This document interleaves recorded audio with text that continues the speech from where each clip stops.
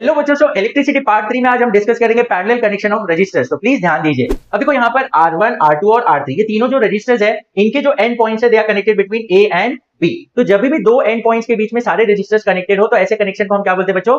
Parallel connection. अब देखो यहाँ पर जो सर्किट डायग्राम बना है वहां पर देखो R1, R2 और R3 all are connected between this two points, और ये दो पॉइंट के अक्रॉस हम वोल्टेज दे रहे हैं V यूजिंग अ बैटरी। तो हमेशा ध्यान में रखना, जब भी रजिस्टर्स पैरेलल में कनेक्टेड होंगे तो दो पॉइंट्स के अक्रॉस वोल्टेज होगा वो सेम होगा। तो इसका मतलब R1, R2 और R3 के across voltage will remain the same, इसलिए हम लोग एक ही वोल्ट मीटर यहाँ पर यूज कर रहे हैं। लेकिन सबके थ्रू जो करंट फ्लो होगा बच्चों वो अलग अलग होगा, किसी में ज्यादा फ्लो होगा, किसी में कम फ्लो होगा। किसके थ्रू ज्यादा करंट फ्लो होगा? जिसका रेजिस्टेंस कम होगा। ओके, तो एग्जांपल अगर मैं दूं, आपके क्लासरूम में जब टीचर पढ़ा रहा है तो सबको क्या हो रहा है? नॉलेज तो सेम मिल रहा है, लेकिन कोई बच्चा ज्यादा समझता है और कोई कम समझता है।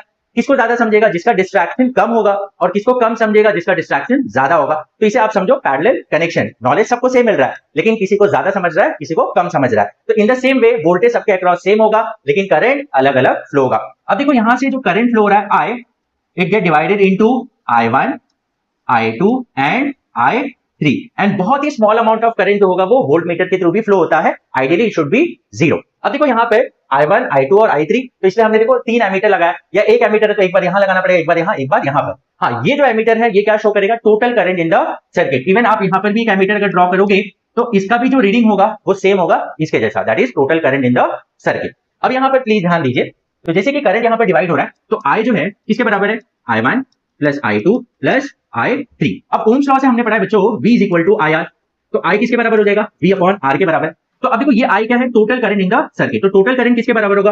Total voltage upon total resistance. तो टोटल रेजिस्टेंस हम यहाँ पर RP से डिनोट करेंगे बिकॉज ये पैरेलल कनेक्शन है, इज इक्वल टू I1। तो I1 किसके बराबर होगा? V1 upon R1। लेकिन V1, V2, V3 सब तो सेम ही है, तो इसलिए हम लोग V1, V2 ना लिख के सिर्फ V लिखेंगे। तो V upon R1 plus I2 क्या होगा? V upon R2, I3 is V upon R3।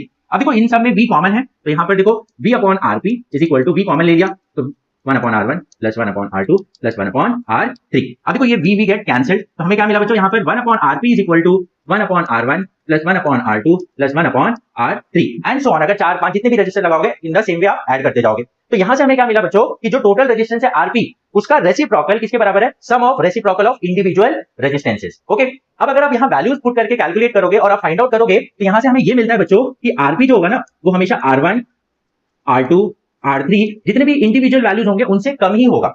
तो हमेशा ध्यान में रखना, RP का value is always less than the individual values. हमने देखा सीरीज में देखा था RS जो होता था वो इंडिविजुअल वैल्यू से ग्रेटर होता था। अब अगर आपके पास 3 रजिस्टर्स है, अगर आपको मैक्सिमम रेजिस्टेंस चाहिए तो उन सबको आप क्या कर दो? सीरीज में लगा दो। अगर आपको मिनिमम रेजिस्टेंस चाहिए तो उन सबको पैरेलल में लगा दो। ओके, तो सीरीज किस लिए यूज करते हैं? To increase the resistance of the circuit. Parallel किस लिए यूज करते हैं हम लोग? To decrease the resistance of the